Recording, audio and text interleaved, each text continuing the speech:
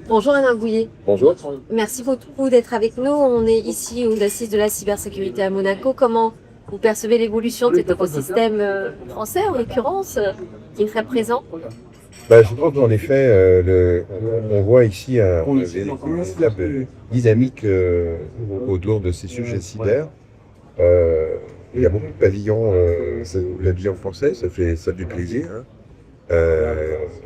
De périodes où les questions de souveraineté, d'autonomie, etc.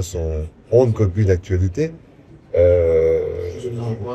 On voit que, d'ailleurs, le César va sortir un radar avec Elisa Frost sur l'ensemble. On va essayer de cartographier l'ensemble des solutions Ah, très bien. françaises. On sache un peu ce qu'on a sous Oui, la main. parce que on peut toujours dire, toujours avoir des incantations en disant on a tout ce qu'il faut pour faire de la cyber en France. Là, on va essayer de démontrer. Alors, effectivement, vous êtes délégué général et porte-parole du Césin, mais vous êtes aussi très engagé sur la promotion de la profession des RSSI, des responsables de sécurité des systèmes d'information. Je discutais avec Olivier Dalloy de Zscaler qui parlait d'un rapport mettant en avant que la mauvaise prise en charge du stress inhérent à la profession justement de RSSI pouvait poser un problème de résilience aux organisations. Vous trouvez que les RSSI ont un stress qui n'est pas suffisamment pris en charge? On a fait plusieurs études là-dessus. On en a fait trois. Une qui était plutôt alarmiste et qui en effet montrait que le taux de stress du RSSI était quand même anormalement élevé. La deuxième, on s'est plutôt posé en se disant mais c'est quoi finalement la cause de tout ça?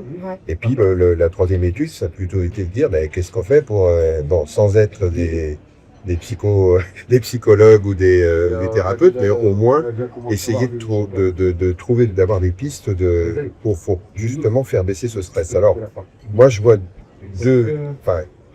la raison principale, c'est ce que j'appelle la rançon du succès. C'est-à-dire qu'on a voulu que le RSSI et le César, monte en gaz, monte dans les tours de la hiérarchie. Des décisions stratégiques. Et c'est pas rare aujourd'hui maintenant de trouver un RSSI qui soit N-1 du COMEX, et dans les grands groupes, c'est pas la règle. Ça veut dire que, à un moment donné, la pression managériale des dirigeants, elle est sans fil. Quand le RSSI était en N-, je ne sais pas combien de la hiérarchie, avant que ça lui retombe dessus, c'est clair que c'était un peu plus calme. Donc, rançon du succès, premier élément. Et puis, sans me lancer dans des débats philosophiques, mais le RSSI, si on observe bien, moi j'ai un peu là-dessus, il n'y a pas beaucoup de professions, de missions dans les entreprises où vous êtes payé pour combattre des gens que vous ne connaissez pas, que vous connaîtrez sans doute jamais, et des gens qui vous veulent du mal et qui veulent du mal à votre entreprise. Regardez dans l'entreprise, il n'y en a pas des profs comme ça. Donc ça veut dire que vous êtes sans arrêt dans une espèce de posture de combattants et de défenseurs, on ne comprend pas beaucoup, on défend surtout. Et cet ennemi invisible là, en effet, ça peut être un peu stressant, surtout quand ces attaques deviennent de plus en plus virulentes. On a eu par exemple, nous, cette année, une frange de secteurs d'activité qu'on ne voyait pas trop dans la presse. Je pense au PLR, au du luxe, etc., qui ont été particulièrement visés par les data. Et ça, en effet, tout ça, ça fait monter le stress. Et alors, bien sûr, il y a des emplois à la crise, il y a tout un tas de choses un peu éloignées. Mais bon, quand vous avez toute cette pression qui vous tombe sur les épaules, en effet, il y a un moment donné, surtout que on est surtout en manque la grande question, c'est le manque de moyens.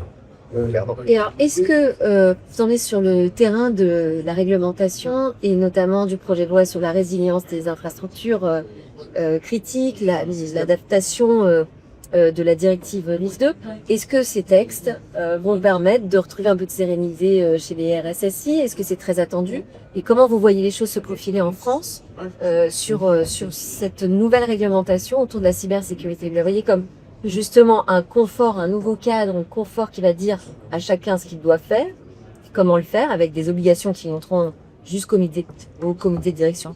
Ou vous vous dites, là, ça va être des supplémentaires, y aller avec avoir la main légère. Alors, je dirais que les deux, un peu les deux, parce que vous prenez la FANGE, grève d'entreprise, grandes administrations ont déjà eu, ou de la LPM, ou Vénis 1, ou de l'AMF pour les banques, etc.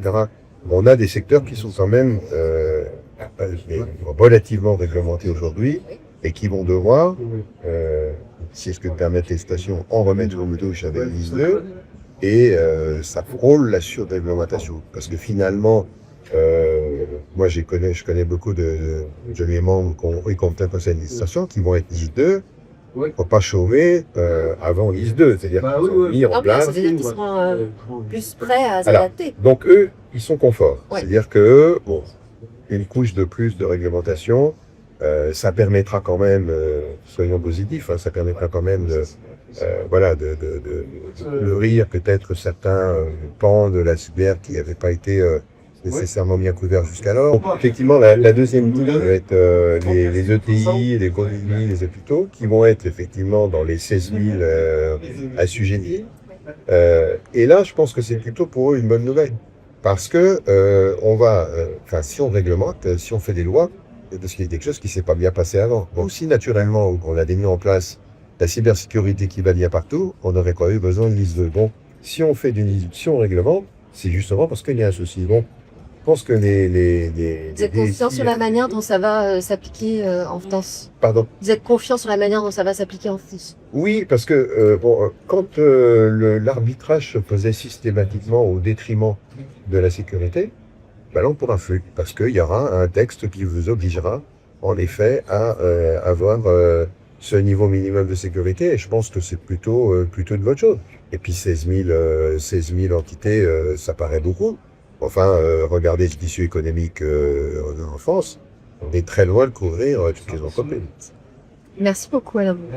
Merci à vous. Merci à tous de nous avoir suivis. C'est la fin de cette édition spéciale de Smart Cyber qui était en direct des assises de la cybersécurité ici à Monaco. On a eu beaucoup d'interviews. J'espère que ça vous a intéressé. On se retrouve très bientôt sur la chaîne Smart.